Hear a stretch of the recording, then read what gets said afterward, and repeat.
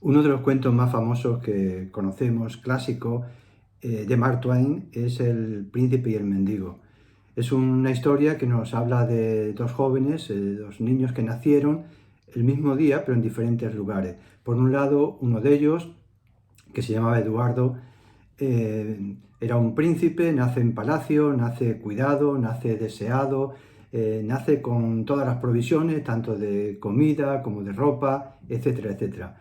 En otra parte, nace también simultáneamente en otro lugar otro niño que se llama Tom y es el mendigo, y es todo lo contrario.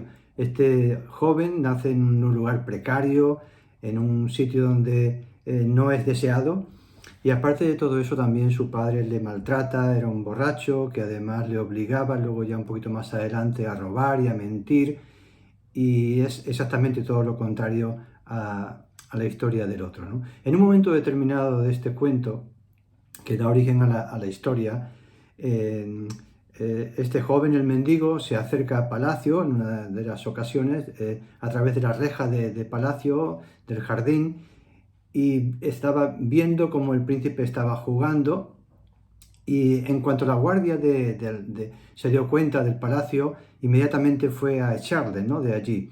Pero cuando iban a hacer esto los guardias, también se dio cuenta el príncipe Eduardo, el otro joven, y viendo que lo querían retirar, le dijo que pasara dentro.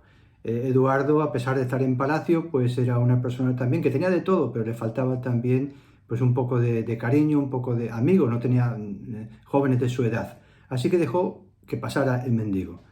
Y en un momento determinado, ¿no?, pues ellos quedaron asombrados porque tenían un parecido, eran idénticos físicamente, ¿no?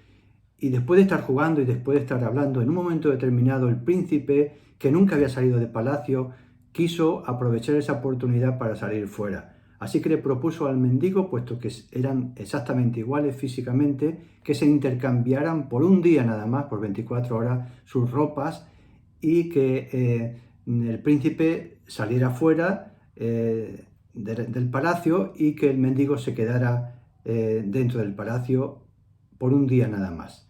El problema fue que la historia más adelante, lógicamente muy interesante, es que el príncipe no volvió a las 24 horas, sino que tardó mucho más por otras historias, ¿no? Y esto me lleva a pensar, ¿no?, que alguna analogía que saco de esto, entre otras que hablaré más adelante, es que es interesante, y eso sigue pasando también hoy, que hay dos cosas importantes. Una de ellas es que ninguno de los dos, ni el príncipe ni el mendigo, decidieron dónde nacer. Ellos nacieron en un lugar o en otro sin ningún mérito, sin hacer nada, sin que nadie influenciara, sin que uno fuera más inteligente y el otro menos. Eso por un lado, ¿no?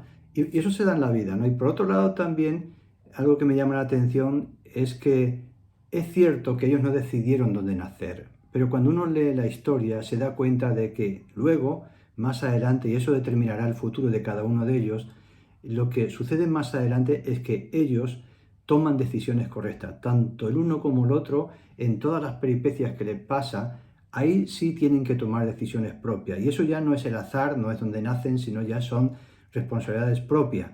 Que es cierto también que le cuesta en muchas ocasiones palizas y le cuesta sufrimiento, pero ellos, tanto el uno como el otro en esa historia, es interesante ver que toman decisiones correctas.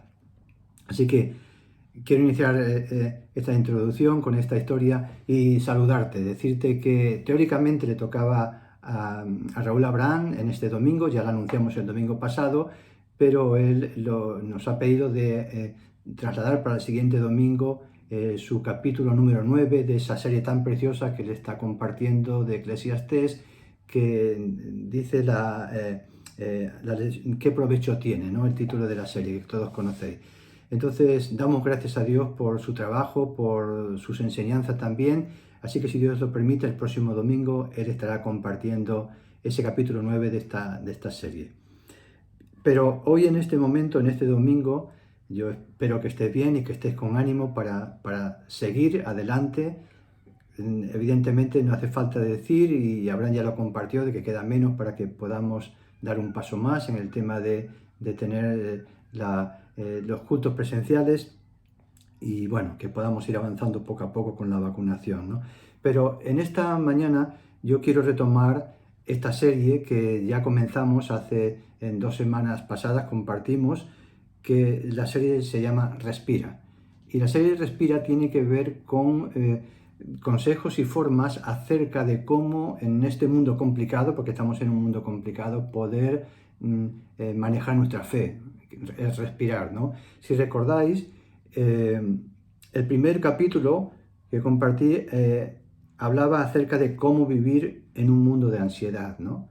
Y es cierto que estamos en un mundo de ansiedad y eso lo tenéis en el primer capítulo de esta serie, de la serie Respira. La semana pasada compartió Abraham el segundo capítulo que hablaba de cómo vivir también en un mundo de relación. Estamos en un mundo de relaciones, él usaba esa familia Trapp como ejemplo, esa película. Y hoy vamos a tratar el tercer capítulo que nos enseña o intentamos aprender cómo vivir en un mundo herido. Este es digamos, el capítulo que quiero compartir en esta mañana con cada uno de vosotros, ¿no? La pregunta es ¿por qué un mundo herido, ¿no? En realidad, yo quiero hablar de 3 heridas concretas, ¿no? Que yo veo en la Biblia y son las que intento compartir con vosotros. Así que he titulado este capítulo Las 3 heridas. Tiene que ver con esto que acabo de decir, con un mundo herido. La primera herida que yo veo en este mundo es una espiritualidad herida. Y es cierto que cuando uno mira el diccionario y mira la palabra heridas, nos habla acerca, tiene 4 acepciones, lo podéis ver en el diccionario. La primera dice perforación o desgarramiento de algo, de un cuerpo vivo. El segundo, golpe de un arma blanca para herir a otra persona. La tercera acepción habla de ofensa o agravio. Y la cuarta acepción habla de una herida que es algo que aflige, que atormenta el ánimo de alguien. Pero es interesante que no habla de definiciones de herida como una agresión física, que es lógico, una agresión también emocional, pero no habla de herida espiritual. Y es interesante esto porque para una herida no hay nada tan malo como ignorarla. Si ignoramos una herida que tenemos, evidentemente es muy difícil que podamos sanarla, que podamos identificarla para que podamos prevenir otra herida como esa, ¿verdad? Y es por esto, ¿no? que es importante, ¿no? Como Pablo se lo recuerda a los creyentes que estaban en Tesalónica, él les recuerda esto, dice Tesalonicenses, 1 Tesalonicenses 5, capítulo 5, versículo 23, dice que el mismo Dios de paz os santifique por completo y todo vuestro ser, dice Pablo, espíritu, alma y cuerpo, sea guardado irreprensible para la venida de Jesús. Entonces, aquí vemos que cuando hablamos de heridas, como el diccionario bien dice, puede ser física, pueden ser emocionales, pero también espirituales. Y esto es lo que Pablo le está diciendo, ¿no? Que nosotros en nuestra esencia somos seres también espirituales, ¿no? Dios nos ha creado a su imagen y ha creado también un espíritu dentro de cada uno de nosotros, ¿no? Ahora, ¿por qué una herida espiritual? ¿Por qué somos una sociedad, un mundo herido espiritualmente? Bueno, al principio, como siempre tenemos que ir al principio, no fue así. Cuando uno lee en Génesis capítulo 1, en el versículo 31, al final del capítulo 1 de Génesis, que nos habla acerca de lo que es la creación, en el versículo 31 dice que Dios, después que había hecho todo, después que hizo toda la tierra, todos los satélites, todo lo que era digamos, las plantas, los animales, al hombre también. Después de todo eso, ¿no? Dice Génesis capítulo 1 que Dios vio que era bueno. Exactamente dice que era muy bueno. Entonces, Dios no crea una sociedad herida, ni crea un mundo herido, ni crea una espiritualidad herida. Dios crea todo saludable, lo hace de primera mano, no son materiales de segunda mano, ¿no? Y el hombre por primera vez es creado, ¿no? Estaban los ángeles, arcángeles, pero Dios crea a ti y a mí, a los hombres, ¿no? Y no lo hace con material de segunda mano.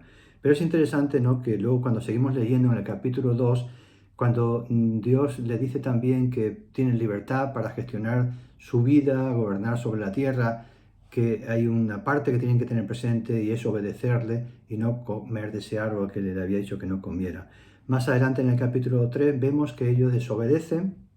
En el capítulo 3 la versión que tenemos aquí también que nos habla acerca de que en el versículo 8, traducción al lenguaje actual, que con el viento de la tarde el hombre y su esposa oyeron que Dios iba y venía por el jardín. Así que corrieron y se escondieron entre los árboles. Y por primera vez vemos aquí que los hombres, el hombre y la mujer en este caso, se esconden de Dios. No había pasado antes, hasta este capítulo 3. Y sabemos que se esconden porque ellos sabían que habían desobedecido. Algo sucedió en su espíritu que no se sentían bien. Habían desobedecido y la opción que hacen en lugar de confesar a Dios, de pedir perdón, lo que hace es que se esconden de Dios. Y es ahí cuando Dios le dice que ¿por qué os estáis escondiendo?, ¿no? Así que la primera herida que hay en este mundo espiritualmente es la herida de perder esa comunión con Dios. Esa es una herida que empezó allí, ¿no? A partir de ese momento todos sabemos lo que sucede, ¿no? Que ellos, en lugar de reconocer, ellos intentan huir de Dios, ¿no? Y esto me recuerda a una anécdota que hace poco compartía con mi esposa, mejor dicho, compartía ella, que concretamente es una anécdota real, que esto pasó hace años, concretamente mi hermana, que ella trabajaba en una maternidad, allí trabajando, y ella contaba la anécdota de que, lógicamente, hay embarazadas en una maternidad, ¿no?, que van a dar a luz, y cuenta la anécdota semigraciosa, ¿no?, de que una de las personas embarazadas, ¿no?, que ya estaba a punto para dar a luz, al escuchar los gritos de alguna otra, que lógicamente pues cuando están dando a luz, pues hay ese sufrimiento, pues le entró miedo y quiso salir corriendo, ¿no?, de allí, ¿no?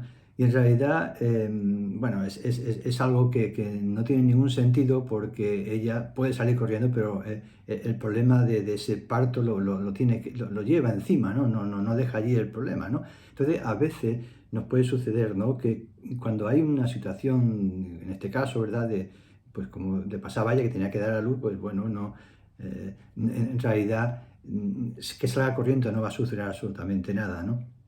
Sino lo que hace es que lo puede agravar, que luego a mitad de camino ella se ponga de parto, ¿no?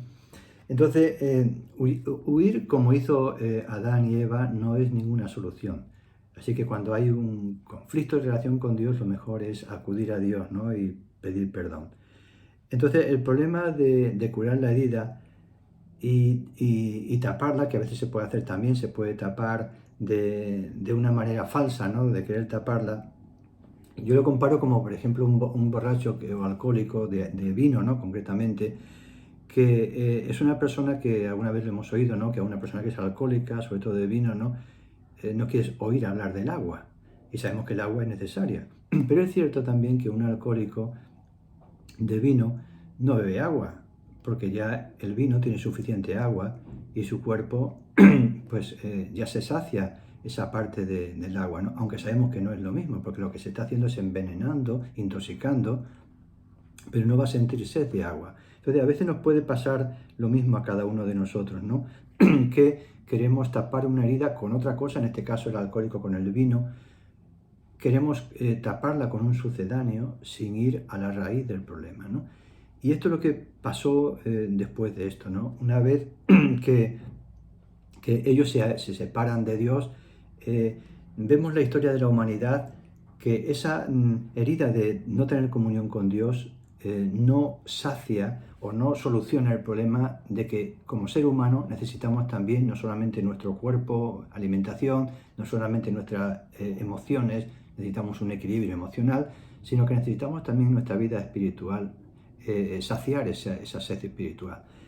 Y esto es lo que yo entiendo que da lugar a lo que son tantas religiones. Hay mucha gente que se pregunta o te ha preguntado ¿por qué tantas religiones? Bueno, en realidad esa es la respuesta. Cuando ellos se alejan de Dios, el hombre se aleja de Dios, lo vemos en la historia también, después de esos capítulos de Génesis y a través de toda la historia, vemos como el hombre, uno puede decir, bueno, ¿por qué tiene que ser así? Pero es así. Todas las civilizaciones se crearon dioses, se crearon ídolos hasta el mismo pueblo de Israel, sabiendo quién era Dios, se crea sus ídolos, que Dios los reprende muchas veces, ¿no?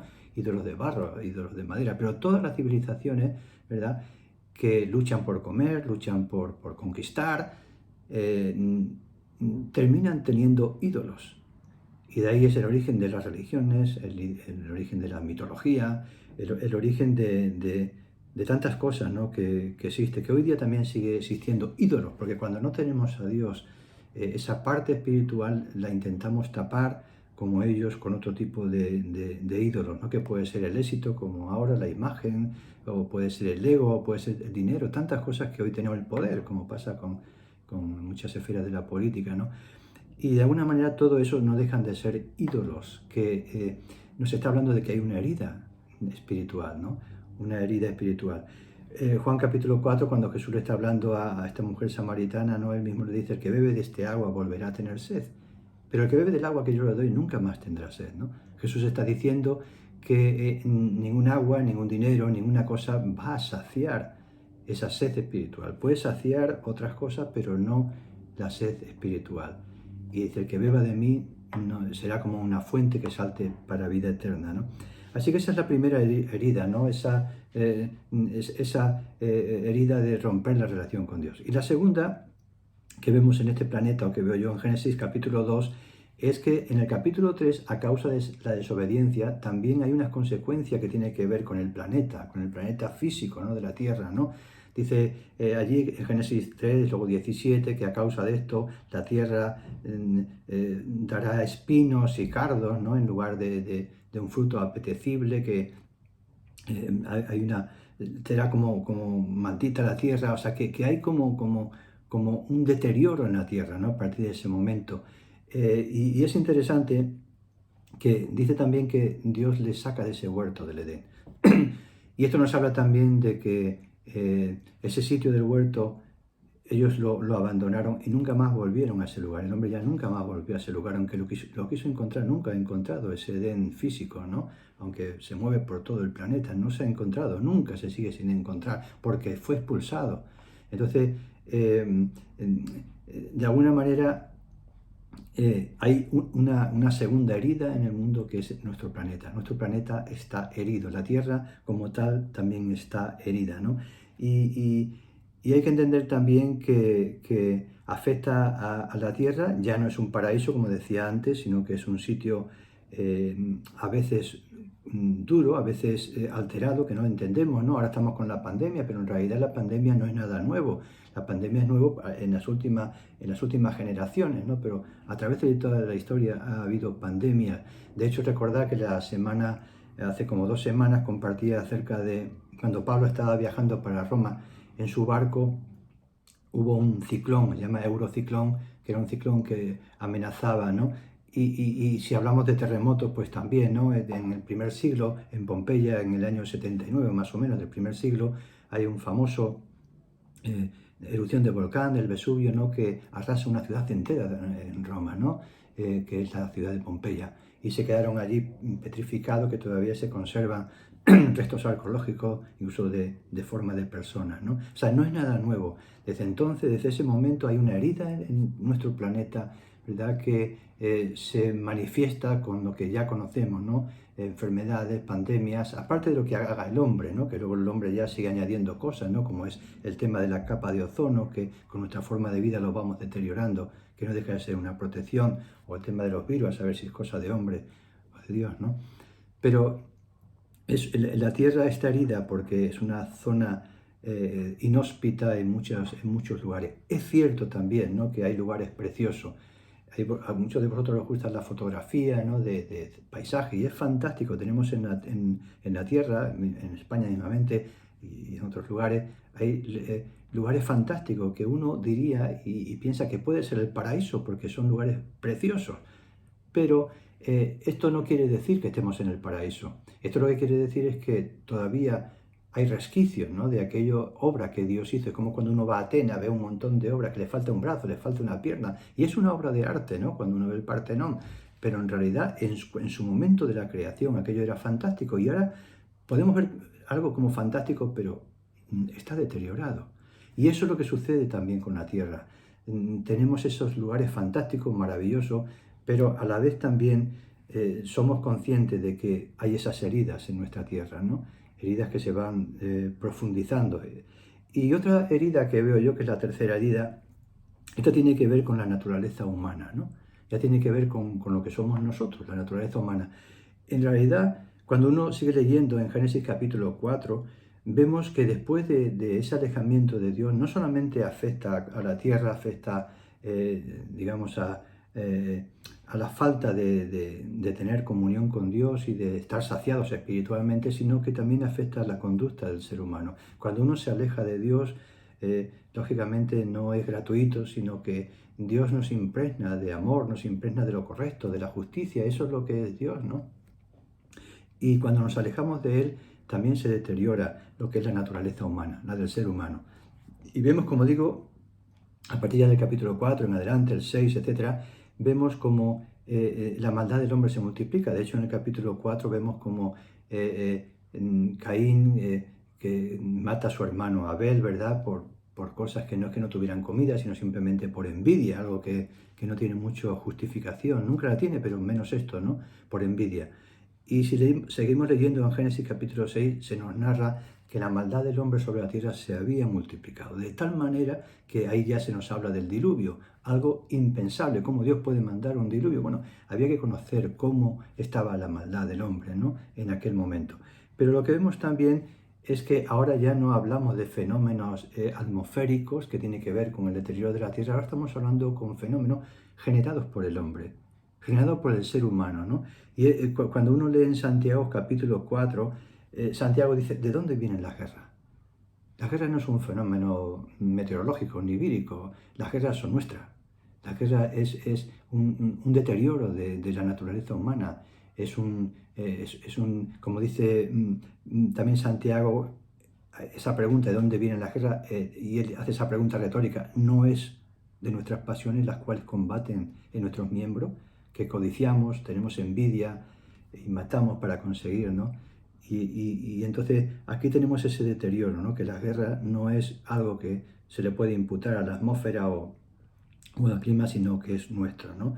Hacemos una naturaleza herida, hacemos guerra y hacemos cosas crueles, ¿no? Yo me acordaba también algo que yo lo he vivido, porque esto sucedió en 1981, hace ya 40 años, ¿no? Pero yo lo viví esto, ¿no? Y recuerdo como veía las noticias en el telediario y me estoy refiriendo a aquel catástrofe que era el aceite de colza desnaturalizado, ¿no? Yo eso lo recuerdo y recuerdo que salí en el telediario.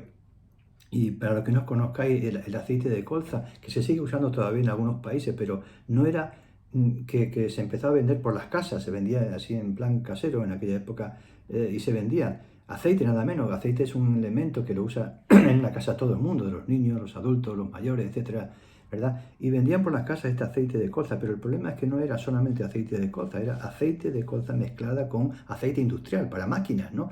Y por eso es aceite de colza desnaturalizado. De tal manera que se vendió muchísimo.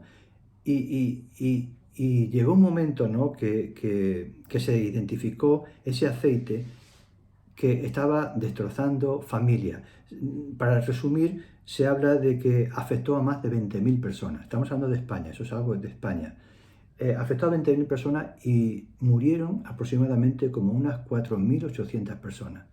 Muchas de ellas todavía viven con secuelas, que yo a veces no hace mucho salió también en televisión, sus reivindicaciones por esto. Y la sentencia del Tribunal Supremo, ¿no? Lo dice claramente, ¿no? La sentencia, después de haber hecho una investigación, dice claramente que esta mezcla, ¿no? de aceite industrial fue hecha a propósito, dice conscientemente, por un desmedido afán de lucro al consumo humano. O sea que gente sin escrúpulo, consciente, hicieron esto, meter aceite de máquinas industrial en ese aceite de colza para uso humano, ¿no? Y no fue un fenómeno, como he dicho antes, natural, de meteorológico, sino que fue la crueldad del ser humano. Y esto nos habla, ¿verdad?, de esa tercera herida, que es la herida que afecta a la naturaleza humana, ¿no?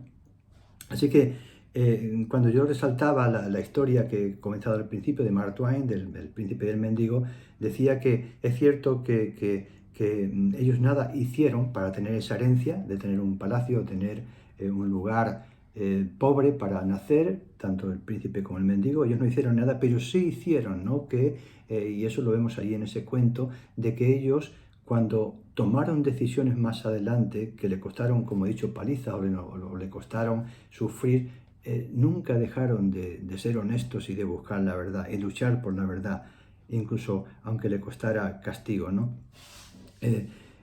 Tom, que es el mendigo, ¿no? Él recibe una herencia de un padre borracho, un padre ladrón, como decía antes, y él podía tener justificación, ¿verdad? Para decir, bueno, yo robo, yo soy como mi padre porque me ha enseñado esto. Pero no, lo que nos dice el cuento es que Tom, que era arrastrado a todo eso, él se resistía y se metía en problemas continuos porque él no quería robar, no quería matar, no, perdón, no quería practicar ese trabajo de engañar a la gente, ¿no?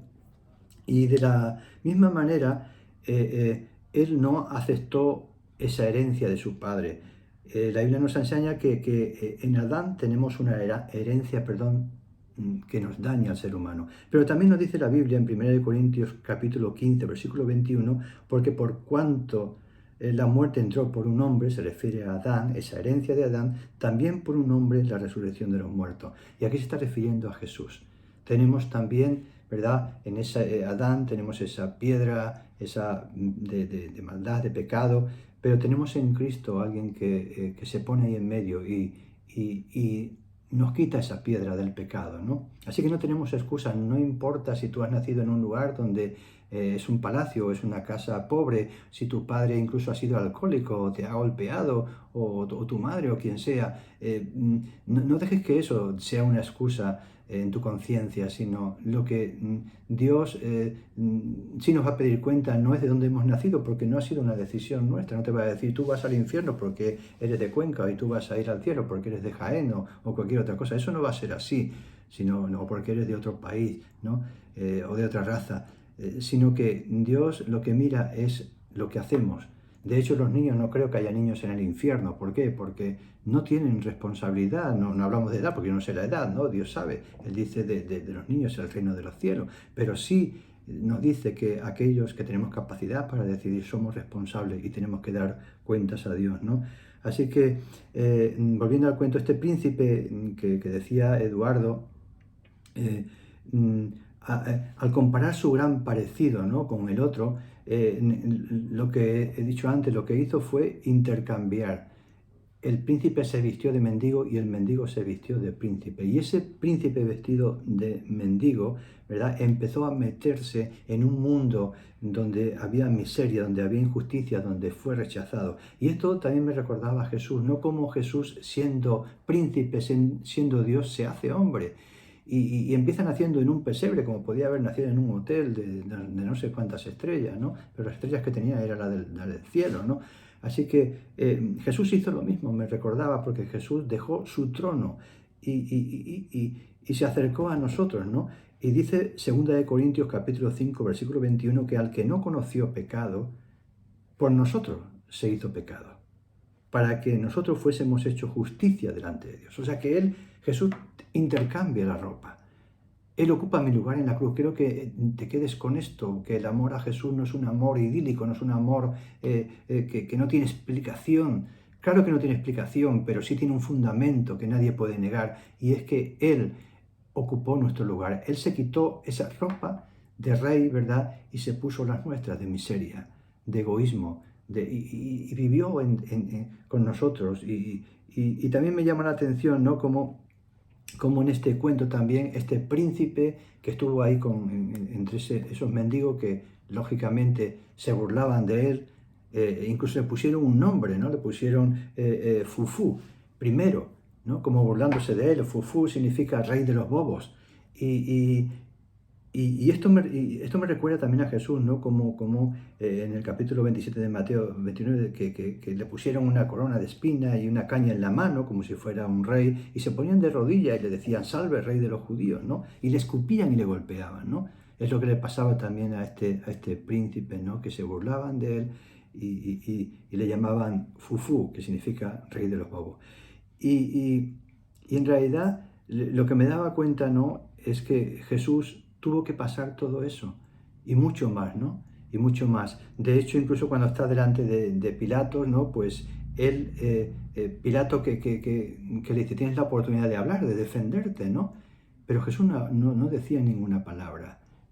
Y, y, y él escuchó en un momento determinado que decían de Jesús que era el Hijo de Dios, ¿no? Y cuando Pilato escuchó que era el Hijo de Dios, que decían que era el Hijo de Dios, tuvo miedo, terror, y quiso soltarlo, ¿no? Pero Jesús no se defendía, no colaboraba. ¿Por qué? Porque Jesús había venido para eso, ¿no? Y es interesante, ¿no? Como es fantástico, ¿no? Que Jesús intercambia ese lugar suyo, ¿no? Por el nuestro. Y qué terrible la ceguera tan grande, ¿no? Yo creo que no hay nada en la tierra tan grave, ¿no? Tan grave como le pasó a aquellos también. Luego cuando uno termina la historia del príncipe y el mendigo se da cuenta, ¿no? De tanta gente, ¿no? Que le ayudó, no porque supiera que era un príncipe y un mendigo, sino le ayudó porque eran gente buena, le ayudó y muchos de ellos le libraron de situaciones, ¿no? Y es interesante cómo cuando llega al final, ¿no? Que luego podéis leer la historia o si la habéis leído sabéis que recupera su trono, ¿no? Y él da a cada persona, busca a las personas que le habían ayudado para darle un lugar en su reino y una recompensa, mientras que a los malvados fueron condenados, ¿no? Entre ellos el padre del mendigo, que era terrible, que pasó a ser también un verdugo del propio príncipe, ¿no? Porque estuvo en la casa de lo que era el padre del mendigo, ¿no? Así que en realidad Jesús, ignorar a Jesús, como estaba diciendo, es el mayor error que podemos cometer. Y hay que pensárselo mucho antes de decir no a Jesús. Si tú no eres creyente, piénsalo mucho porque te puedes equivocar. Puede que estés considerando a un mendigo, a alguien, a Jesús, ¿verdad? Cuando en realidad es el Rey de Reyes y Señor de Señores. Y no entiendas por qué con esa vestidura, con esa apariencia, con, con ese lugar de nacimiento, con su forma de comportarse sencilla como uno más, tú pienses que no es un rey y te puedes equivocar y un día se sabrá todo eso, un día llegará ese momento cuando cada uno de nosotros tenemos que estar delante de él, ¿no? En 2 de Pedro 3:9, ¿verdad? Nos habla algo que es la respuesta a la pregunta que mucha gente se puede hacer, ¿no? Bueno, ¿por qué Jesús no viene antes? ¿Por qué no viene ya? Hace 2000 años, ¿por qué no viene ya, no?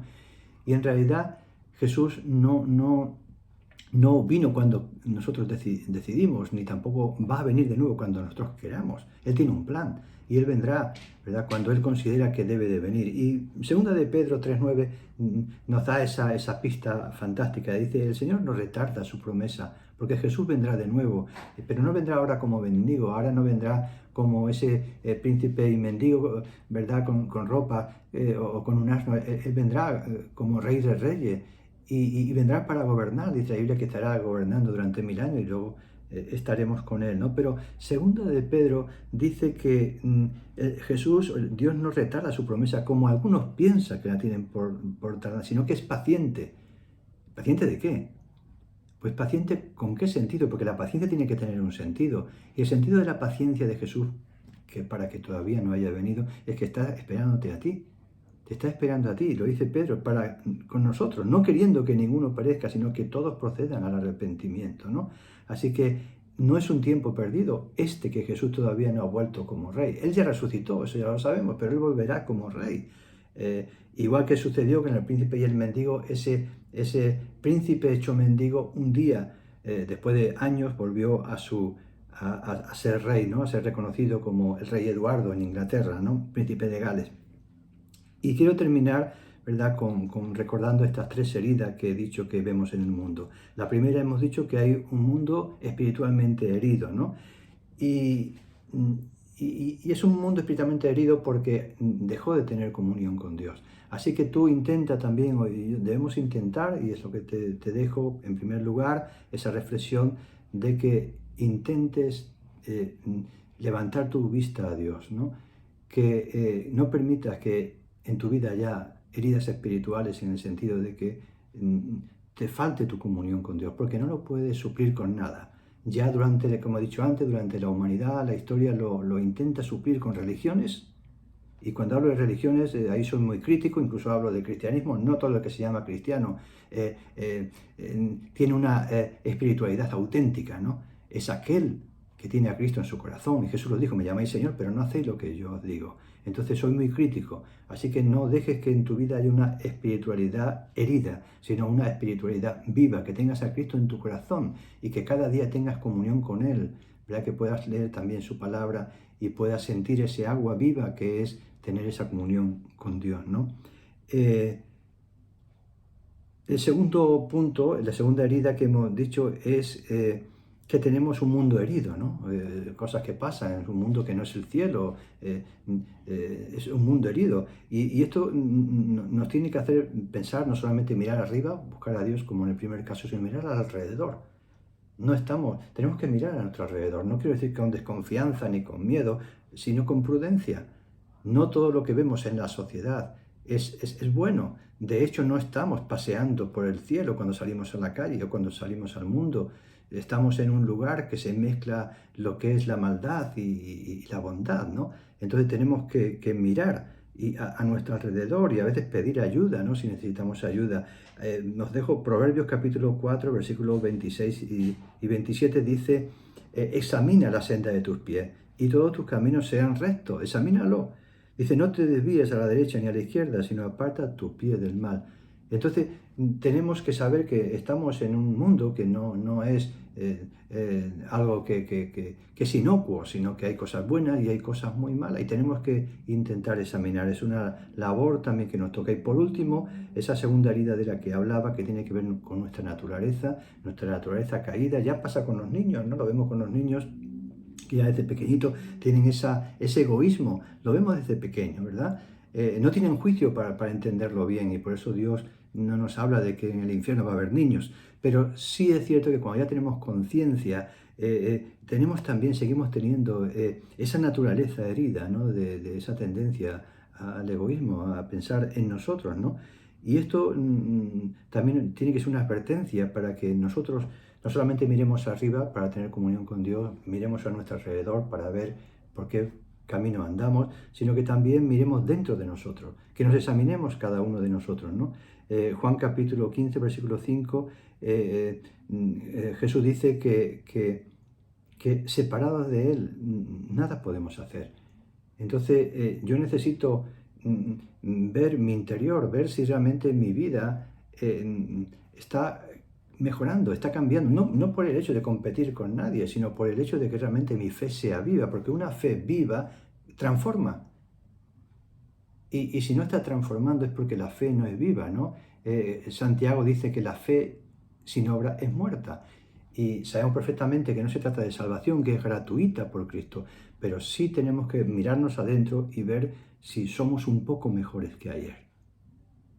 Y si caemos, pues intentar levantarnos, ¿verdad? Pero quédate también con esta otra amenaza del ser humano, que es la herida en nuestra propia naturaleza. Y quiero dejarlo aquí con estas tres cosas. Espero que haya sido de bendición. Si puedes leerte también la historia, por supuesto leer la Biblia, lo que hemos mencionado, los textos que hemos mencionado, pero también si puedes leer este cuento, hay mucha analogía con lo que estaba diciendo, ¿no? Vas a ver cómo se ve reflejado también ahí en el príncipe a Jesús, que le ocupa nuestro lugar, que intercambia la ropa, su ropa real la intercambian por mi ropa, una ropa llena de miseria, ¿no? de tantas imperfecciones, pero que lo hace con un propósito, y es el propósito de ocupar mi lugar, y que luego, como sucedió con el mendigo, cuenta así, terminó también siendo alguien que el príncipe, cuando ya era rey, lógicamente no permitió que tuviera ninguna necesidad más, porque él agradeció mucho, ¿verdad? Lo que también, la rectitud que había tenido este joven mendigo a pesar de tantas adversidades. Así que las adversidades no son una excusa, sino que lo importante es que tus propias decisiones las tomes correctamente. Espero que te haya sido de ayuda, de bendición, y oremos unos por otros, porque ninguno es perfecto. Estamos en ese camino de aprender a ser un poquito más como Jesús. Recibe un abrazo. Dios te bendiga.